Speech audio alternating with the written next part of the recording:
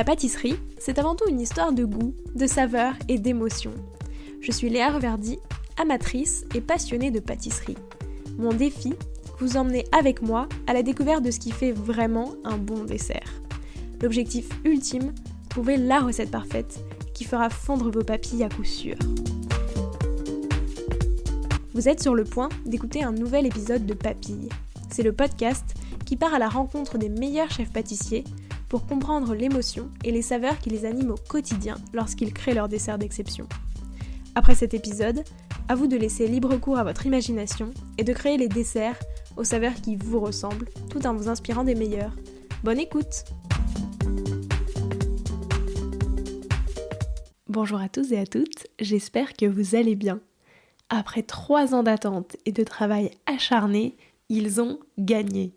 Ça y est, Alexis Bouffis et Florence Lesage sont officiellement les champions du monde du Mondial des Arts Sucrés édition 2022.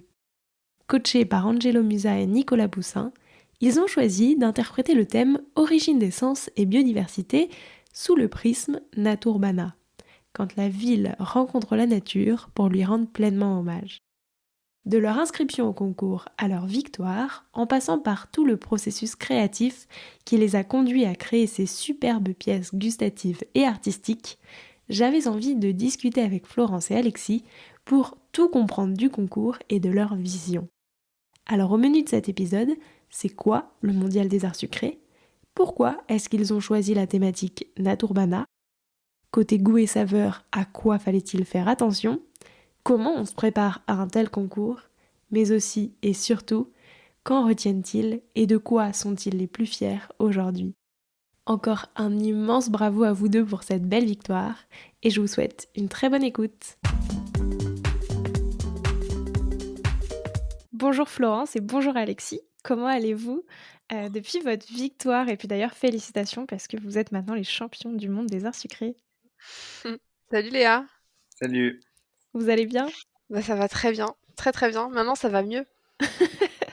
C'était beaucoup de stress ? C'est vrai que c'était un moment assez intense en termes de préparation. Ça a demandé beaucoup de temps, d'heures de travail, etc. Donc, mais bon, on n'a rien sans rien. Donc aujourd'hui, on est quand même très heureux d'être de ce côté-là et de pouvoir parler de toute notre préparation et avec un petit sourire parce qu'on est quand même heureux. Tu m'étonnes, félicitations, c'est quand même énorme. Surtout que donc j'avais très envie de parler de tout ce sujet avec vous, surtout qu'en plus, vous avez quand même pas eu de chance parce que le concours a été reporté 2 fois avec le Covid. Donc j'imagine que ça a fait que décupler tout le stress. Mais peut-être avant, pour commencer, peut-être expliquer aux auditeurs ou auditrices qui ne sauraient pas exactement c'est quoi le Mondial des Arts Sucrés. Qu'est-ce que ça récompense, etc. Le Mondial des Arts Sucrés, c'est un concours mixte, homme-femme. Voilà, donc il y a une première sélection, une sélection France, qui a été faite en mai 2019, qu'on a remportée. Et à la suite de ça, du coup, on s'est retrouvé sur la finale qui, comme tu disais, a été décalée. Et voilà, en quoi ça consiste. Là, on avait une pièce en chocolat à réaliser, une pièce artistique en chocolat, une pièce artistique en sucre, une pièce artistique qui mélange ces deux matières. On avait 5 entremets, on avait 4 tartes glacées, on avait 100 petits fours et 22 desserts à l'assiette. Donc tout ça réparti sur 2 fois 10 heures, sur 2 journées de 10 heures. Donc voilà, ça fait quand même beaucoup de travail sur ces 2 jours. Ouais, c'est ça, puis c'est des très grosses journées, quoi, parce que 10 heures d'affilée, en plus, c'est... C'est Bah, assez intense, ouais. Ouais. nous, on a l'habitude dans nos métiers de travailler entre 12 et 15 heures par jour. Après, c'est vrai que là, c'est vraiment une concentration différente. Et le rythme est aussi beaucoup différent, enfin, est très différent parce que c'est vrai qu'on au travail, c'est différent. Là, vraiment, sur le concours, on a couru tout le long du concours vraiment à 100%, quoi. Donc, c'est vrai que c'était le soir à l'hôtel, c'était au dodo, quoi. Tu m'étonnes. Et d'ailleurs, pour revenir au commencement, donc tu l'as dit, il y a une donc il y a une présélection en France, mais du coup, comment ça se passe ? Est-ce que vous vous inscrivez déjà en équipe ? Et qu'est-ce que vous devez montrer à ce moment-là ? C'est vrai que on doit d'abord présenter notre dossier, Ok. donc avec le CV, des photos de ce qu'on a déjà pu faire en termes de pièces ou même en termes de gâteaux. Et après, il y a une sélection qui a été faite à Chanteloup-les-Vignes dans les locaux de l'Académie des experts. Et là, on devait faire 8 desserts à l'assiette, un entremets et une pièce en chocolat et une pièce en sucre en 8 heures. Ok. Donc c'est quand même beaucoup plus raccourci. Enfin, c'est pas le même Ah oui, travail, oui. Mmh. quoi. Ah oui, c'est pas du tout la même chose, ouais. En fait, c'est vraiment la sélection. Il faut montrer qu'on sait travailler, mais il faut pas tout montrer parce qu'il faut qu'on puisse prouver que si on est sélectionné pour aller plus loin, on peut faire mieux. Et en fait, c'est assez difficile parce que, enfin déjà, enfin, vraiment, je le dis parce que c'est la vérité.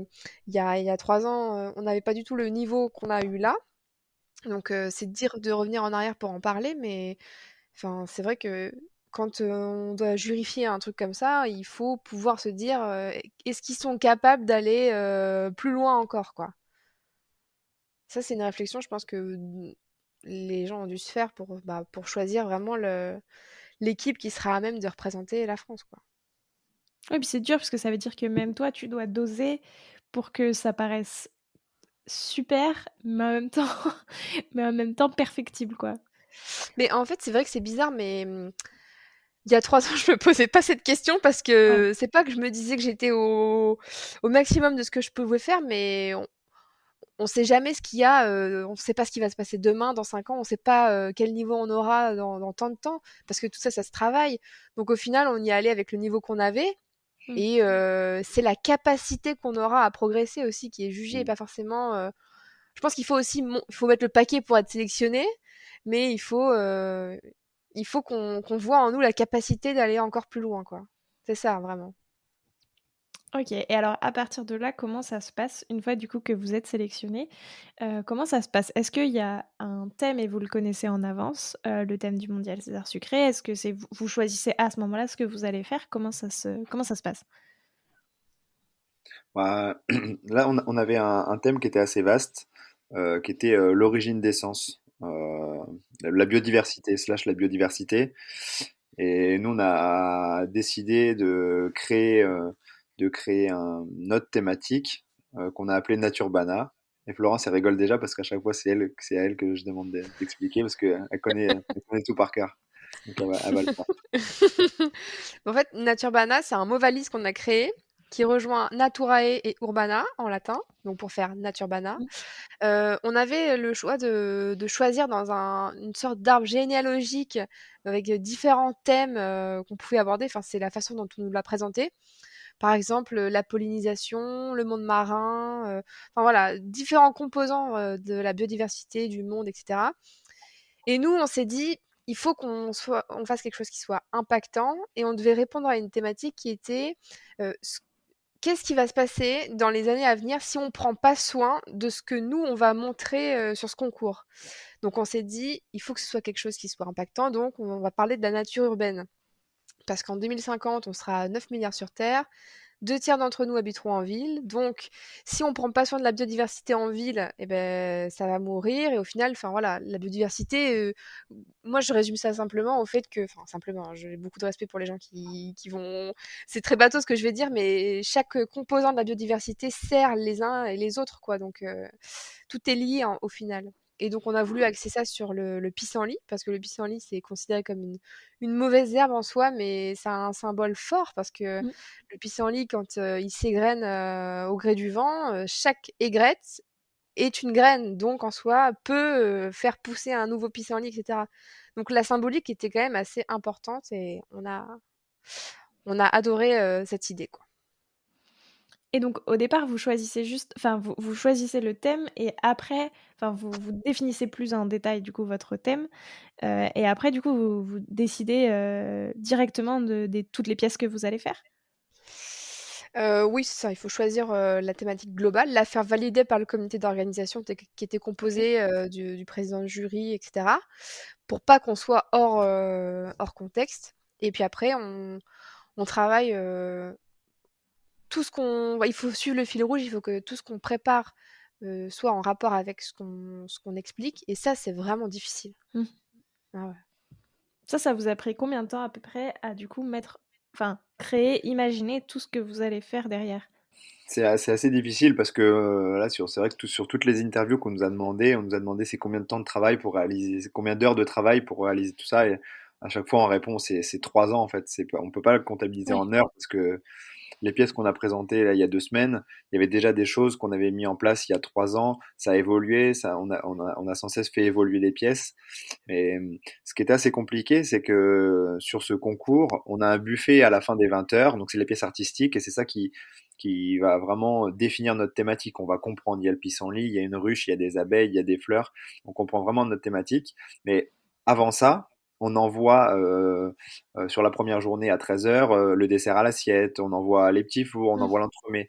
Et ça, ce qui était très compliqué, c'est qu'on voulait absolument que tous les produits qui partent en dégustation soient symbolisés par quelque chose et qu'on sache qu'il y avait le pissenlit et que c'était la nature urbaine et que c'était l'équipe de France.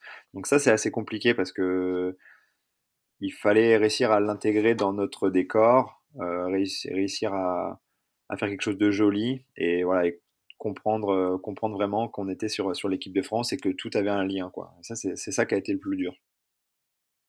Mais est-ce qu'au départ, en fait, je veux dire plutôt dans la manière de procéder, est-ce que vous avez genre vous vous êtes posé en vous disant: «Bon, ben, tiens, les entremets, on va faire ça, les petits trucs, on va faire ça, les pièces, on va faire ça» et après du coup, vous vous êtes entraîné sur cette base-là? Ou est-ce que en fait, vous avez commencé vos entraînements en se disant: «Bon, bah, voilà, on a déjà des premiers trucs et il y a des choses qui vont naître après», enfin, comment ça s'est déroulé? Bah, un peu comme tu as dit, j'ai envie de dire, il y a des choses dont on était vraiment sûr et qui au final ont évolué avec le temps et d'autres où on a vraiment mis beaucoup, beaucoup de temps à intégrer dans notre thématique et c'est vrai que, enfin, personnellement, c'est quelque chose qui m'a beaucoup inquiétée, beaucoup stressée parce que quand j'arrive pas à voir les choses, dans leur enfin, c'est difficile de Mmh. voir les choses dans leur globalité et d'avancer sereinement, en fait. Mais du coup, par exemple, on a avancé sur la pièce ou sur l'entremet et en s'occupant pas trop, des petits fours, par exemple et puis, au final, c'est venu après et puis ça a été un peu modifié donc tout s'est fait un petit peu, au fur et à mesure, comme la construction d'une maison, en fait. Est-ce que, à ce moment-là, enfin, qu'est-ce qui est venu le plus rapidement? Enfin, qu'est-ce qui était le plus, «logique», enfin, entre guillemets? Est-ce que vous avez d'abord eu plutôt l'idée des pièces créatives ou est-ce que c'était plutôt, toute la partie entremets qui était plus simple à penser au début? En fait, c'est vrai qu'au début, on a un peu peur, donc on sait pas trop comment, faire, par quoi commencer, parce qu'il y a beaucoup de choses à faire et c'est pas facile de savoir. Mais, les coachs nous ont quand même beaucoup, beaucoup aiguillés, ont été vraiment, force de conseil sur ça. Et c'est vrai qu'au début, on se réfugiait dans l'idée de faire de la dégustation parce qu'on est pâtissier et que c'est ce qui paraît être le plus facile pour nous. Et puis, on a traîné à lancer les pièces artistiques et les coachs nous ont dit: «Bon là, il faut faire l'artistique maintenant, mettez de côté la déguste». Et en fait, cette peur enfin voilà, de clairement de faire un peu de la bidouille au début, ça bloque beaucoup parce qu'on se dit, «On va jamais y arriver» et puis quand on voit les choses qui commencent à monter, à évoluer, on se sent rassuré et au final après c'est: «Bah maintenant, mettez-vous sur la déguste parce que les pièces elles ont bien avancé, il faut avancer la déguste maintenant». Donc c'est vrai qu'en fait c'est difficile mais c'est là où, l'avis de quelqu'un d'expérimenté, est nécessaire, parce que ces personnes-là sont passées par des moments comme ça. Donc, ils savent exactement que quand on a un peu les chocottes, on se réfugie sur la dégustation et puis quand on est conforté dans la pièce, on oublie un peu la dégustation donc, Et au départ, du coup, comment est-ce que vous vous êtes répartis le travail? Est-ce que, ça a été assez naturel? Est-ce que enfin, du coup, ça a changé entre-temps, Ça a pas vraiment changé. Après, on a mis toutes nos idées sur papier et après ça s'est fait tout seul dans le laboratoire. Florence s'est mis sur certaines choses, moi sur d'autres, sur ceux auxquels on était le plus à l'aise en fait. Et voilà, il y a des choses que Florence maîtrise plus, il y a des choses que je maîtrise un peu plus et du coup ça a été très fluide. Enfin, on a tous les deux des carrières différentes, donc on n'a pas vu les mêmes choses et c'est important de laisser chaque personne qui maîtrise plus son, Ouais. son domaine, quoi.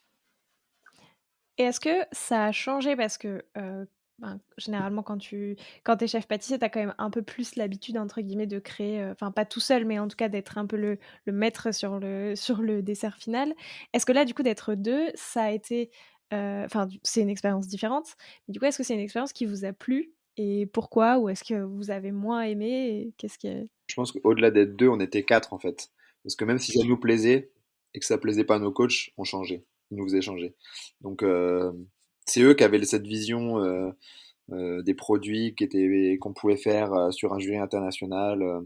Au début, on a commencé à travailler sur des choses. Ils nous ont dit ah non, ça on peut pas. Les pays asiatiques ils vont pas aimer ça, ça. Et ça, nous on l'a pas cette expérience. Et sans eux, on n'aurait pas eu ce retour. Et je pense qu'on ça aurait été plus compliqué. Ouais. Ouais, ils ont un regard très expérimenté sur ça, quoi. Et c'est vrai que au-delà de faire des choses qui nous plaisent à nous, et c'est toujours, important de faire des choses qui nous plaisent, c'est séduire un jury international. Et c'est-à-dire, séduire des personnes qui n'ont pas forcément l'habitude de goûter ou de manger tel ou tel produit. Donc il faut séduire. Et eux, les coachs ont fait des concours internationaux, ils savent, ce qui est attendu donc voilà quoi. Mais c'est vrai que travailler à 2 en binôme, c'est la toute la force de ce concours. Mais c'est vrai que c'est aussi, beaucoup de comment dire? De il faut laisser la place à chacun parce que comme disait Alexis, chacun a son expérience, chacun a sa façon de voir les choses, de ressentir les choses et être 2, il faut en faire une force en fait parce que c'est 2 et pas, 1 plus 1, c'est vraiment, oui, c'est c'est ça, faut se faire confiance, pour se dire que toi, tu vas gérer cette partie et je te fais totalement confiance dessus et cetera, quoi. mmh mh. Ouais, c'est complètement ça. Je pense que pendant les entraînements, c'était le moment où fallait interagir. Florence a travaillé sur ça, ou moi je travaillais sur ça, et elle me disait, ah bah tiens, on ferait peut-être plus ça, on ferait peut-être plus ça. Mais le jour du concours, Florence, elle a fait son truc, j'ai pas regardé, et je pense qu'elle m'a pas regardé, parce qu'on savait Mmh. que ce qu'elle faisait, elle le maîtrisait, et ce que je faisais, je le maîtrisais. Et voilà, et je pense que c'était notre force, et vu on a fait beaucoup d'entraînements, on a fait 4 examens blancs, donc on savait que ça rentrait, que ça se passait bien, tout ce qui... Mais oui, vous l'avez dit déjà, enfin, il y a une chose sur laquelle il y a plusieurs choses, j'ai plusieurs questions du coup par rapport à ça, mais déjà vous l'avez dit, c'est du coup un jury international. Donc comment est-ce que vous intégrez ça? Est-ce que c'est juste, vous vous fiez en fait à l'avis justement des coachs, qui vous disent, «Ça passe moins bien» ou est-ce que vous réfléchissez en se disant, «Bon, telle saveur, il faut qu'elle soit un petit peu internationale aussi»? Enfin, dans le sens où du coup c'est des goûts que, dont on a l'habitude en France, mais pas qu'en France, quoi. Non, je pense que c'est nous qui avons décidé ce qu'on souhaitait faire. Le dessert assiette, on a dit on veut vanille, orange, mandarine, yuzu. Les petits fours, on veut chocolat, banane. Maintenant, voilà. Nous, c'est ça, c'est ce qu'on veut, c'est ce qu'on aimerait faire. Maintenant, aidez-nous. Enfin, ils nous ont. Ouais, c'est un peu ça. C'est vraiment aidez-nous à faire pas un bon gâteau, un très bon Mmh. gâteau que un jury international va pouvoir apprécier, quoi. OK. Et alors après, pour la partie plutôt, on va d'abord revenir sur les goûts. Du coup, les goûts, qu'est-ce que vous avez choisi de faire? Et qu'est-ce qui vous a inspiré, en fait, sur chacun, des créations, enfin, des desserts différents? Qu'est-ce qui vous les a inspirés? Parce qu'aussi, j'imagine que quand tu as plein de desserts différents, il faut aussi trouver, des goûts qui soient, différents à chaque fois, mais qui en même temps se relient sur un même thème. Enfin, c'est assez compliqué, quoi, à penser. Bah, déjà, on a décidé de nous travailler avec les fruits de saison qu'on aurait en France à ce moment-là. Mais OK. les saisons ne sont pas les mêmes partout dans le monde, donc c'est pour ça qu'il y a eu des desserts avec des fruits rouges. Et ça peut sembler dingue, mais en France, c'est l'automne, il y a pas de fraises, mais dans d'autres pays, il y en a. Donc ça, après, c'était un parti pris de notre part à nous, mais c'est choisir des goûts qui sont lisibles, parce qu'il faut que ce soit, par exemple, je pense au dessert à l'assiette, on avait choisi, comme dit Alexis, vanille, mandarine, yuzu. Il fallait que on puisse déterminer vraiment en goûtant une seule fois quel axe on avait choisi. Après, c'est aussi ce que ça va pouvoir évoquer chez les gens, ces goûts-là. Est-ce que c'est des choses qui vont être voilà, appréciées au niveau des textures également? Mais des goûts lisibles et puis aussi il faut que ce soit percutant et tout de suite vraiment agréable parce qu'il faut pas que le jury puisse peut-être se dire oh bah je sais pas trop. Enfin voilà, il faut que ce soit percutant parce qu'il y a, comme tu dis, beaucoup de choses à goûter en très peu de temps. Et si on passe avant quelque chose, enfin après quelque chose qui était très fort, très puissant, et que nous c'est un peu évanescent et pas très très, on va dire, enfin pas fort, mais avec sans trop de marqueurs qui Mhm. déterminent vraiment notre dessert, on peut passer au travers de la passoire, quoi. Donc et ça, Nicolas Boussin nous a vraiment fait énormément travailler sur le dessert assiette. Je pense à ça, mais c'était vraiment toujours à la recherche de la saveur qui va faire que tout va matcher ensemble. C'était impressionnant parce que bah, il a goûté énormément il a un palais assez affûté et c'est vrai que c'était impressionnant parce que nous après, au-delà du fait qu'on était vraiment trop dedans et qu'on n'arrivait plus à avoir un avis, on va dire objectif, lui il a vraiment eu ce recul et il nous a fait travailler voilà, plus d'une quinzaine de fois les saveurs du dessert assiette et c'était assez impressionnant. Est-ce que ça, c'est des choses que... Enfin, c'était tout nouveau, justement, de retravailler et de pousser un dessert aussi loin, ou est-ce que c'est des choses que vous aviez quand même l'habitude, enfin, qui sont assez courantes à faire, en fait, quand on Bah, crée un dessert? d'aller aussi loin, je pense pas, mais je pense que ça nous aidera pour la suite. Parce que Mmh. pour les gens qui seront autour de nous, qui feront des concours, puis mine de rien, on a vraiment affûté notre palais aussi parce que entre le premier dessert à l'assiette qu'on a goûté, qui était déjà, je pense, très bon pour beaucoup de gens, c'était un riz au lait à la vanille avec des oranges, machin, c'était déjà très bon. Mais là, ce qu'on a fait, vraiment, le dernier test qu'on a fait avec les saveurs qu'on a pu rajouter dans le dessert, c'était vraiment très bon en fait. C'est là toute la différence entre un bon dessert et un très bon dessert, quoi. C'est vraiment le petit twist, les essais. Et puis même pour nos créations de tous les jours dans notre hôtel respectif, je pense que ça nous aidera parce que c'est vrai que quand on est chef, on est un peu des fois livré un peu à nous-mêmes en se disant ok c'est bon. Mais non, il faut pas que ça soit bon, il faut que ce soit très bon en fait. Et c'est vrai que je pense que cette partie-là qu'on a vécue avec Nicolas, je pense que nous aidera pour la suite. Alors, tu as dit, on a vu, en fait, ce que c'est de passer d'un bon dessert à un très bon dessert, de rajouter tout ce qui va le transformer. C'est quoi? Enfin, vous, par exemple, très, très concrètement, en fait, entre la toute première version de votre dessert à l'assiette et la version finale, qu'est-ce que vous avez changé? Comment est-ce qu'elle était, cette version finale? Est-ce que tu as 3 heures devant toi? Bah, en fait, pour faire quand même court, c'était le côté, voilà, le riz au lait. Le riz au lait, la cuisson, parce qu'on a cuit notre riz au lait au Thermomix. On a beaucoup utilisé le Thermomix parce que ça nous a permis de gagner énormément de temps et de maîtriser vraiment les cuissons parfaitement, parce que c'est toujours à peu près la même cuisson, donc c'était très bien. Et c'est déjà quel type de riz, ensuite quel type de vanille on veut utiliser. Au niveau du liquide, est-ce que c'est enfin combien de pourcentage de lait, combien de pourcentage de crème? À la fin, on trouvait que le liquide était trop présent. On a diminué le liquide, mais au final, c'était pas assez crémeux, donc on a ajouté des jaunes pour que ça donne un peu ce côté un peu crème anglaise qui lie le riz. Et au final, c'était pas assez, comment dire, pas assez texturé, Stabilisé. donc ouais, on a ajouté un tout petit peu de gélatine pour figer les liquides et pour donner cette impression vraiment de crémeux. Donc vraiment déjà le riz au lait en lui-même, il nous a demandé beaucoup de réflexion. Et après la compotée d'orange cuite au four, on est parti d'une recette qui était très approximative où on savait pas combien il y avait vraiment de jus, c'était vraiment une quantité d'orange. Et Nicolas nous a dit non mais vous pouvez pas faire ça, c'est trop, c'est instable en fait comme recette. Donc il nous a donné une recette qu'on a bidouillée par la suite parce qu'on a ajouté des épices, on a ajouté des poivres, etc. Et en fait, quand il goûtait, il dit ça manque de quelque chose. Et en fait, à chaque fois, bon, j'ai pas les arguments là et les bonnes explications, mais à chaque fois, il nous disait ça manque de twist, il manque un petit côté qui pique, il manque ce genre de choses. Et au final, on a rajouté de la menthe et la menthe, c'était incroyable. Mais au début, on se dit menthe orange riz au lait, ça va être Mmh. bizarre, mais ça a apporté toute la fraîcheur au dessert. Pareil, le sorbet, bah, la texture du sorbet était très importante.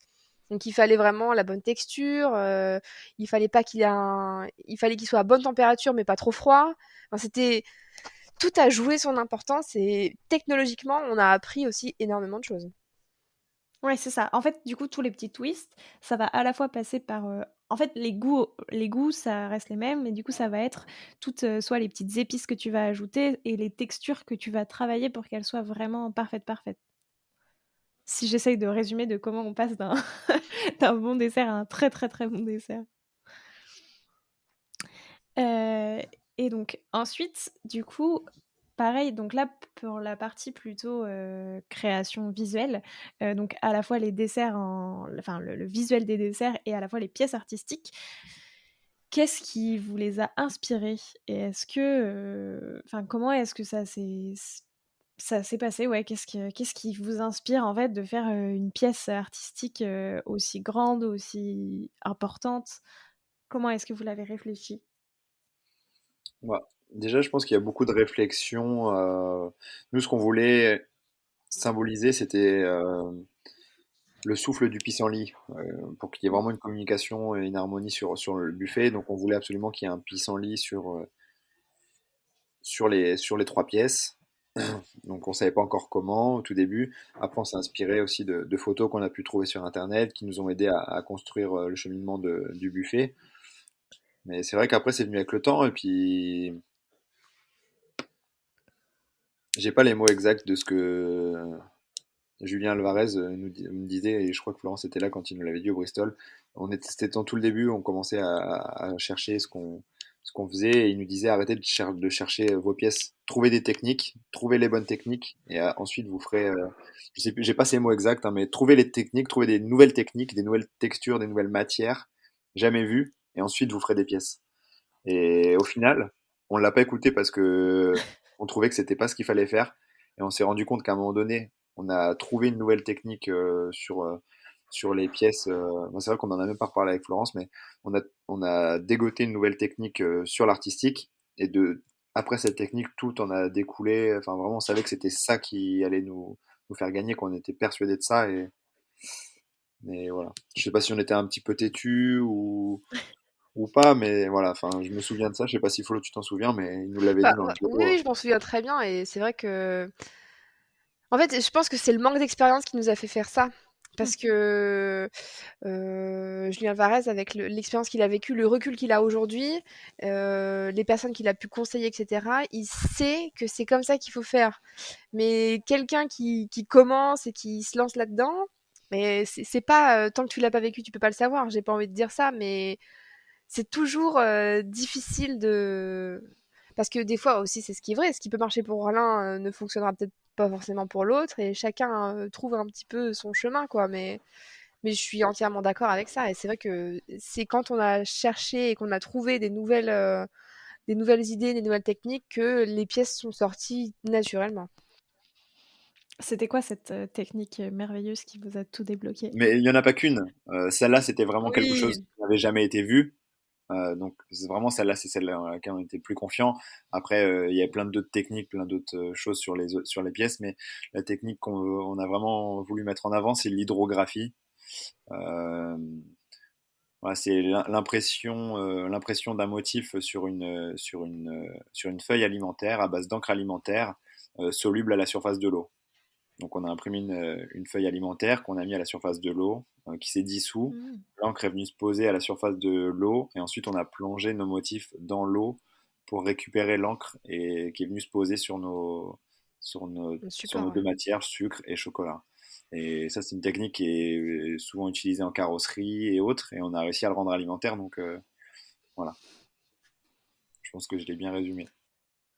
Ouais, c'est vrai, c'était très ça fait très joli, ça donne très envie de voir, tout ça, ça a l'air incroyable et c'est vrai que c'est une technique qui finalement on voit pas mal dans d'autres choses. Est-ce que du coup c'est ça, enfin c'est comme ça que vous vous êtes, un peu, bah, pour trouver des techniques qui sont jamais faites, c'est du coup tu cherches dans d'autres artisanats, comment est-ce qu'on peut faire des choses et est-ce qu'on pourrait l'appliquer pareil? Ou Exactement. Exactement. Après, enfin voilà, ça a été un petit plus. Ça a pas fait tout notre buffet, oui. mais ça nous a permis. Et puis après, c'est motivant en fait. Quand on trouve quelque chose comme ça et on se dit ah c'est génial, ça pousse à faire d'autres choses. Ça ouvre la porte au reste. et ça n'a pas fait tout le buffet. C'était vraiment des petits éléments. Mais voilà, c'est des petits plus, plus des petits plus qui font que ça a donné un beau rendu, à mon sens. Oui, c'est ça, le rendu était très, très joli. D'ailleurs, je pense que je mettrai, des photos sur Instagram et cetera pour, les gens qui veulent voir. Dans tous les cas, sur vos comptes, il y en a aussi, mais c'est vrai que c'était très joli. D'ailleurs, est-ce que pour, reprendre ce truc du pissenlit, est-ce que vous avez utilisé du pissenlit dans vos desserts? C'est quelque chose qu'on a pensé. Mais c'est vrai que Alexis a réussi à trouver du miel de pissenlit. On a goûté et c'était trop fort. Et vraiment trop particulier pour être utilisé, encore une fois, pour séduire un jury Ouais. international qui peut-être n'appréciera pas ce côté trop mielé, quoi. Ouais, parce que même il y a de la confiture de pissenlit, ça s'appelle la cramaillotte si je dis pas n'importe quoi mais c'est vrai que c'est particulier et effectivement, je me disais aussi pour un jury international où ça peut paraître trop bizarre, Ouais, quoi. c'est un produit qui est. On a réfléchi, hein, on s'est dit on le fait pas, et je pense que de toute manière Nicolas et Angelo nous auraient vite stoppé, et on n'aurait pas perdu de temps avec ça parce que il faut que ça plaise, comme on dit depuis le départ, à un jury international, et c'est vrai que ce miel-là était intéressant, mais je pense que dans la globalité, dans l'entièreté du dessert, on aurait senti peut-être un peu le miel, mais on n'aurait jamais pu Ouais. dire que c'était un miel de pissenlit. Euh, voilà. Oui, ça aurait été vraiment pour le principe d'avoir dit que vous mettiez du Oui, pissenlit, mais ça se pour sent pas l'histoire. particulièrement, ouais. Ouais, ouais. D'ailleurs, est-ce que ça a été, donc là, vous en êtes au point où vous avez tout, c'est très, très long, faut vous former, est-ce que d'ailleurs, comment ça se passe de se former en parallèle de son travail? Est-ce que c'est vraiment très, très long et c'est compliqué à faire en parallèle d'un job? Ou est-ce que de toute façon, enfin, ou est-ce qu'en vrai ça se fait, mais juste, tu fais des une croix sur ta vie, privée? Alors, je vais prendre la parole en premier et Alexis, je te laisserai la parole après. Bah, moi, j'ai décidé de quitter mon poste de chef au Westin pour me consacrer entièrement à ça, parce que Alexis avait déjà pas mal avancé sa pièce et moi, pas vraiment. Donc, j'avais au départ plus de travail à fournir pour la finale en termes de quantité de travail. Et je pense que c'est vraiment un choix qui a été judicieux parce qu'il y a enfin, même si je n'avais pas de travail à côté, j'ai quand même fait une croix sur ma vie personnelle, hein, je veux dire. C'est pas parce qu'il y avait que le concours que donc je pense que c'est un enfin, en soi, c'est un choix que je regrette pas du tout. C'est pas un choix que je peux conseiller à des gens parce que il y a énormément de gens, qui se préparent en même temps qui travaillent. Donc après ça c'est un choix purement personnel qui s'est bien présenté pour moi et c'est pour ça que je l'ai fait. Mais ça, je pense, nous a permis de bien se préparer parce que si on avait été 2 à travailler, c'est vrai que ça aurait été très difficile. Je sais pas ce que tu en penses Alex, mais Non, je pense que préparer une finale internationale d'un concours comme ça en travaillant, c'est pas possible. Moi, j'ai réussi à le faire, pas totalement, mais parce que j'arrivais à me libérer du temps, que j'avais une bonne équipe, dès que ça tournait. J'étais au travail, mais je travaillais quand même beaucoup sur ma réflexion, sur comment faire. Je partais quand même beaucoup plus tôt. Enfin, j'avais un poste qui me permettait de faire ça. Et après, c'est vrai que les 2 derniers mois du concours, je me suis absenté totalement, quoi. Donc, ça arrive très vite, l'échéance, et donc, de toute manière, on a la tête qu'à ça, en fait. Donc, ça a été très clair avec la direction, moi, au niveau de l'hôtel. Je faisais mon travail à l'hôtel, mais le cerveau, il pense qu'à ça. C'est vraiment, euh, c'est vraiment compliqué de se brancher sur autre chose. Donc, quoi qu'il arrive, on met sa vie entre parenthèses. Là, ça fait 3 ans. Enfin, là, on commence un peu à revivre, hein, à refaire les magasins, aller s'acheter des vêtements et tout ça, parce que ça fait 3 ans qu'on l'a pas fait, quoi. Donc, c'est difficile à expliquer quand on l'a pas vécu. Après, vraiment, c'est vraiment mettre sa vie entre parenthèses, quoi. C'est pas de sortie, pas de cinéma, parce qu'on a l'impression de culpabiliser, quoi. Pourquoi on est au cinéma alors qu'on pourrait être en train de faire des fleurs en sucre pour améliorer notre niveau, quoi. Et c'est un peu ça, quoi. Ouais, c'est ça, mais du coup, effectivement, c'est quasiment impossible d'avoir enfin, tu peux pas avoir un travail à temps plein et avoir un enfin, surtout si tu veux gagner, quoi. Bah, tout dépend de la façon dont on se prépare, de comment est-ce qu'on se connaît, parce que, enfin, c'est pas impossible en fait. C'est tout dépend de qui on est, de comment on a l'habitude de travailler, quoi. Parce qu'il y a plein de gens qui l'ont fait. C'est pas impossible de le faire. Il y a plein de gens qui ont gagné des concours alors qu'ils étaient salariés en même temps. Enfin, tout, parce que, enfin, faut pas faire de ça une généralité, quoi. Après, Non, mais une c'est finale vrai que, internationale comme ça, sur une finale de Coupe Oui, du Monde, je oui, pense non, mais que ça, je suis d'accord. oui, ça te demande tellement il y a d'implication différents que niveaux, mais là, la masse de travail qu'on avait, tout, enfin, la réflexion qu'on devait avoir, et tout ça.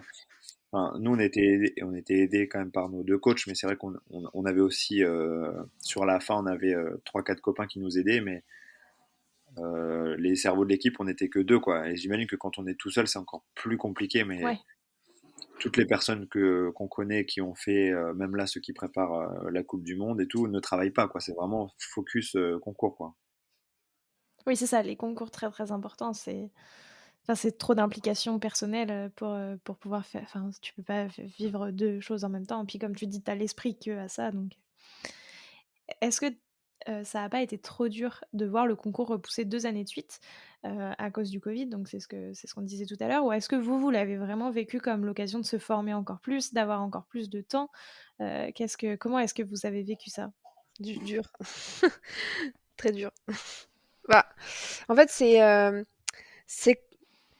ce que je veux dire, c'est vraiment important, mais comme se préparer à une course, on se met on met les pieds dans les je sais pas comment ça s'appelle, les dans les quand les coureurs mettent leurs pieds dans les Ouais, trucs, et au dernier moment, on dit: «Ah bah non, finalement, vous partez pas». Donc ça a ouais. été ça 2 fois. Après le covid enfin voilà, ça a fait mal à beaucoup de gens et beaucoup de tort à beaucoup de gens, mais au final, moi je pense que c'est un mal pour un bien parce que je pense qu'on n'aurait pas été prêts de la même façon il y a 2 ans. Je pense que c'est même sûr. Après c'est pas quelque chose, que je dirais, n'importe comment, mais je pense que c'est la réalité, en fait. Ce laps de temps supplémentaire qui nous a été accordé, ben, par rapport à tout ce qui s'est passé dans le monde, ça nous a permis, au final, d'être prêts au bon moment et l'alignement des planètes s'est fait, donc on a ça a été dur, mais en soi, je pense que c'est un mal pour un bien. Mais après, tu as aussi le côté, parce que tu vois, je trouve que c'est toujours comme ça. En fait, tu dis que du coup, enfin, tu peux être plus prêt, mais en fait, presque du coup, tout le monde a plus de temps, donc tout le monde est plus prêt et en fait, du coup, le niveau est encore plus haut, quoi. Ouais, c'est sûr, mais après, c'est surtout aussi en termes de maturité. Parce Oui, que il y a 2 ans, on n'avait pas la même maturité qu'on a aujourd'hui. Après, c'est pareil pour tout le monde, comme tu dis, mais il y a des moments à saisir et je pense que là, le moment se prêtait vraiment bien à ça.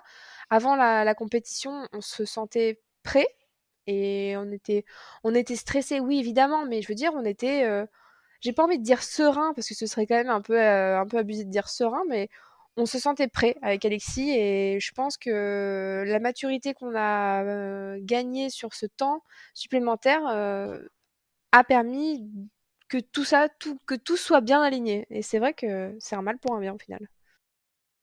alors justement, le jour du concours, on y arrive dans ma petite chronologie. Vous vous sentez comment? Qu'est-ce que ça vous fait d'être enfin là, bah et en même temps de devoir, du coup, être au max, parce que ça y est, c'est le jour J, il faut tout donner, quoi? Bah, c'est un peu la suite de ce que Florence disait, c'est que vraiment, on été très stressé parce qu'il y avait des chefs, euh, mais c'était trop de sacrifices pour laisser la place à quelqu'un d'autre, quoi. On était vraiment, je pense, l'un et l'autre à 1000% et Ouais. on était très stressés. Le matin même de l'épreuve, ça a été très compliqué la première heure. Mais après, on est rentré dans notre bulle, chacun de notre côté, et après, ça a déroulé, quoi. Mais c'est vrai que cette première heure, elle est très compliquée quand on regarde tout. On a des spots sur nous, des caméras, on nous filme, on a des coachs internationaux autour de nous qui prennent des vidéos de ce qu'on est en train de faire, tout ça. C'est très déstabilisant. Mais à un moment donné, le cerveau, il bloque et il se dit, t'as pas fait tout ça pour rien, et hop. se met dans notre bulle et après, ça a été un peu plus fluide en tout cas. Et toi, Florence, comment tu te sentais? Bah, en fait, moi j'avais hâte. Mais c'est bizarre à dire parce que j'étais prête, je sentais que j'étais prête. Euh, Toute la préparation, tout le travail qu'on avait fourni en amont, la préparation mentale aussi que les coachs nous ont donné enfin, comment dire, pendant notre préparation pâtissière, on va dire. Tout ça nous avait conditionné à être prêts au moment donné, en fait. Et moi, je me souviens à la sélection France, il y a 3 ans et demi, le matin, quand on s'est levé pour aller à l'épreuve, j'avais une migraine à me taper la tête contre un mur. J'ai vomi mes tripes avant de commencer l'épreuve et j'ai commencé l'épreuve avec une pomme pote et un Coca-Cola dans le ventre, quoi. Et donc j'avais peur que ça se reproduise à la finale, mais pas du tout, parce que tout ce cheminement a fait que j'étais prête et je le sentais au fond de moi. Après, c'est pas quelque chose qu'on crie sur tous les toits parce qu'il faut pas être trop sûr de soi. Puis parce que voilà, c'est bien connu qu'il faut pas tendre le bâton pour se faire battre non plus. Mais aujourd'hui, je peux le dire plus sereinement, je me sentais prête. Et au moment où vous avez appris que vous avez gagné, qu'est-ce que vous avez ressenti? Je sais plus. Moi, C'est- c'était une délivrance. Enfin, on était très fiers. On a pensé à tous les gens qui nous ont aidés, tous nos amis, parce que c'est beaucoup de sacrifices pour nous, mais aussi beaucoup pour nos amis. Enfin, on avait un groupe de trois quatre copains là qui nous aidaient, qui eux ont rien demandé, et qui sont venus nous aider. Après leur travail, après leur journée de travail, rester jusqu'à 23 heures, dormir 3 heures parce qu'ils recommençaient le lendemain. Enfin, beaucoup de sacrifices aussi pour eux et on a gagné pour nous, bien entendu, mais je pense qu'on a gagné aussi pour tous ces gens-là qui nous ont entourés de près, de loin. Je suis complètement Voilà, d'accord. tous les gens qui nous ont fait nos croquis pour nos dossiers. Enfin voilà, vraiment toutes les personnes et je pourrais pas les citer parce que je pense il y a bien une cinquantaine de personnes autour de nous, si ce n'est plus. Mais voilà, je pense qu'on était très fiers de ça et voilà. Ouais, seul on va vite, mais ensemble on va plus loin et la preuve en est, quoi. C'est un travail d'équipe, ouais. Complètement, complètement.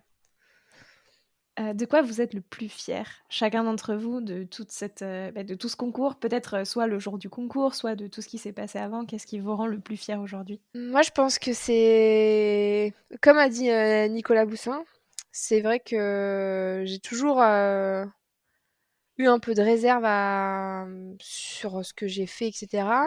Et Nicolas m'a dit, tu peux être fier parce que tu as cassé le plafond de verre au-dessus de ta tête. Et c'est vrai,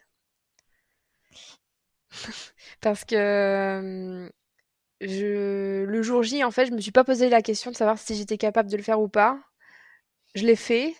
Et après l'épreuve, il m'a dit que voilà, s'il y avait eu le moindre événement, rien n'aurait pu me déconcentrer. J'étais vraiment, et même moi, en regardant les photos, après, je me surprends à me voir concentrée comme ça, et à me dire que bah, je suis capable de le faire.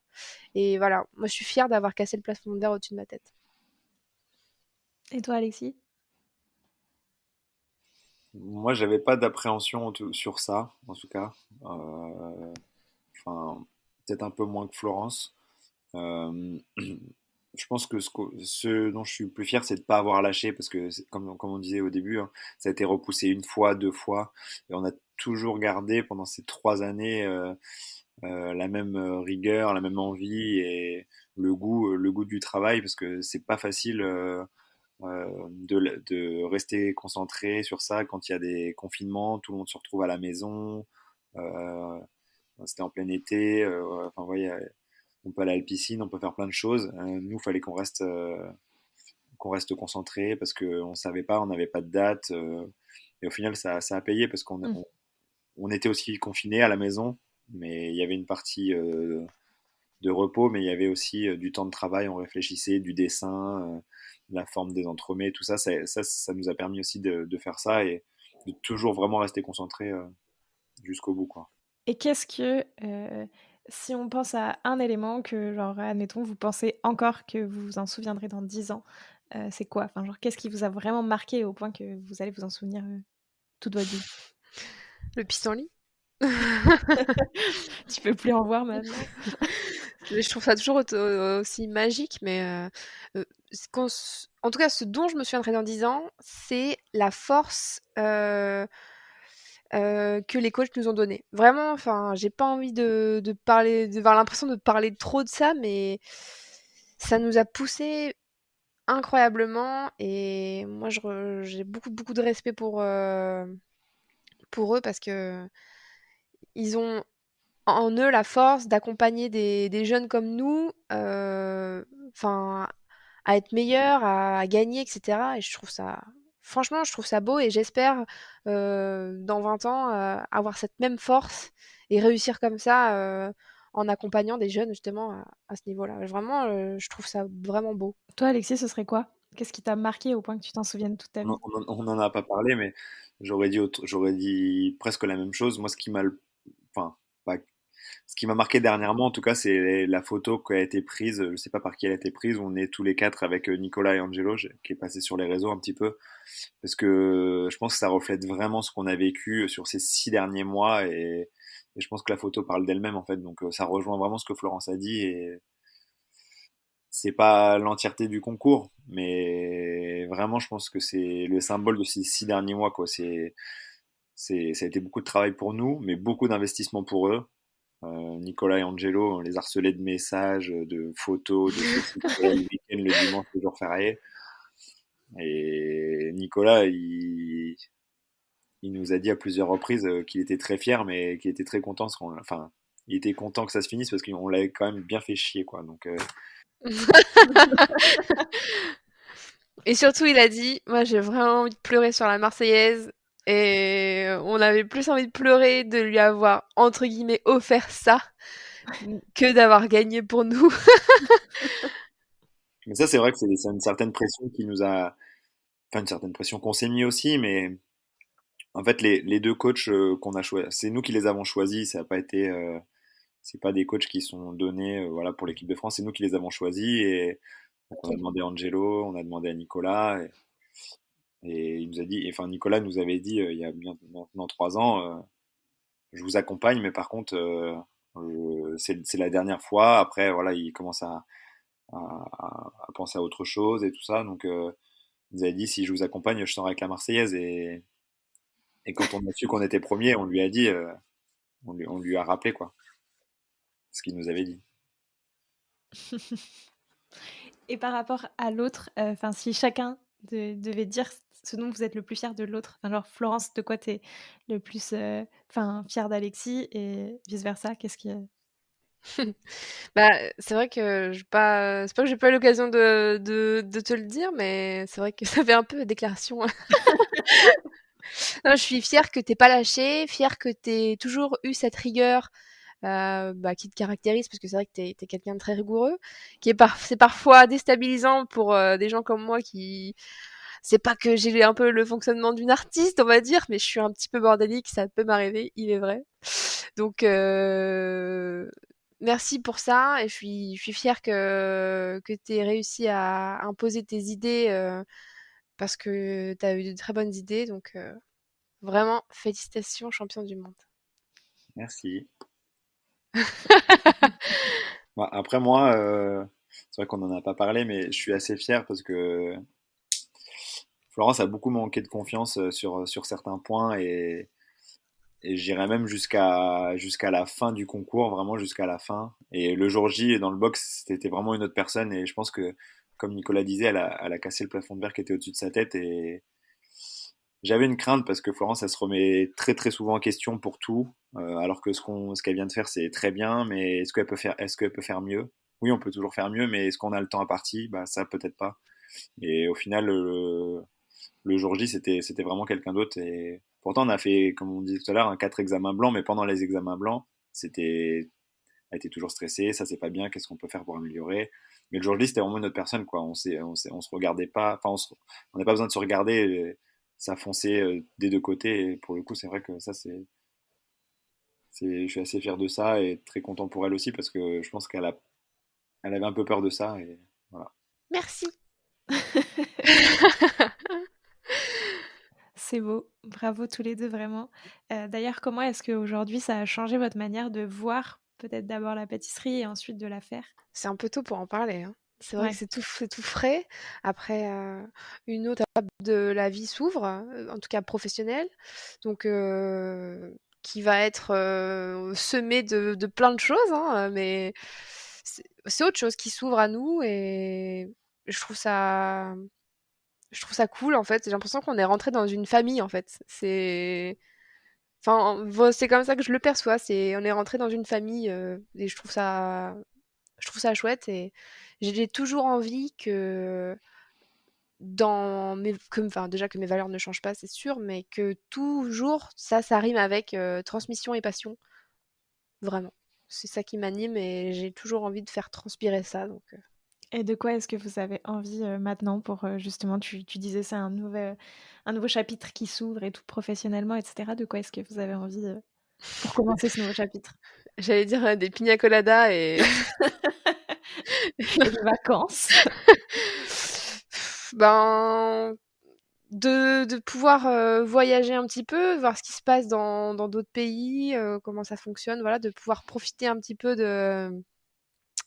maintenant professionnellement, de pouvoir profiter un petit peu de ce qui va s'offrir à nous et puis voilà, de se construire, de grandir, voilà. Il y a pas, en tout cas pour ma part, j'ai pas de projet vraiment défini avec une date à respecter, mais c'est ça. Pouvoir, Toujours être pouvoir passionné, quoi. aussi à notre tour maintenant pouvoir retransmettre aussi parce que on a Oui. des gens qui nous ont beaucoup aidés et maintenant qu'il va falloir un petit peu aider à notre tour et ça va être maintenant à nous à nous de faire ça donc ça va être une partie qu'on connaissait pas et qu'il va falloir apprendre donc voilà c'est plutôt intéressant. Et du coup, bah, plein de force et plein de courage et plein de bonheur pour toute cette nouvelle aventure. De toute façon, maintenant, vous êtes les champions du monde, donc en vrai, ça change quand même tout dans votre dans la perception de plein de choses et vraiment encore félicitations à vous 2. Puis merci beaucoup, du coup, de m'avoir aussi accordé du temps et pour en parler. Merci à toi, Ella. Merci. Je profite de le dire, c'est super ce que tu fais et on est super content de pouvoir partager cette expérience avec toi. Bah, merci beaucoup. J'espère que cet épisode vous a plu et moi, je vous dis à la semaine prochaine en compagnie de Tito Enclodé. D'ailleurs, petit teasing, ce sera le tout dernier épisode du mois de novembre. Pour la suite, Papy ne s'arrête pas du tout, mais je vous réserve quelques surprises dont je vous parlerai un peu plus en détail la semaine prochaine. Prenez soin de vous.